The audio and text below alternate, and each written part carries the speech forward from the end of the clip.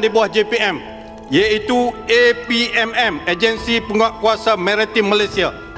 Pada 29 hari bulan 9 tahun 2025, satu kejadian telah berlaku di daerah Marang, Kuala Terengganu.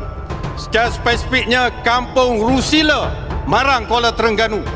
Pada kira-kira jam 10 pagi, satu kumpulan orang, sekitar 10 hingga 15 orang dalam 5 kenderaan telah tiba-tiba dalam keadaan mencurigakan menyerbu masuk ke dalam masjid Kampung Rusila, Marang.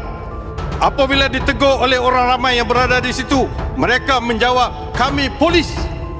Masuk dalam masjid pakai kasut, masuk ke kawasan sembahyang perempuan, masuk dalam itu dan mengadakan penggeledahan dan sebagainya, menimbulkan rasa cukup tidak senang di kalangan rakyat yang berada di situ.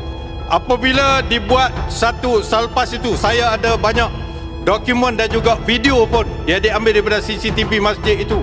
Sekumpulan orang ini dalam keadaan mencurigakan menyerbu masuk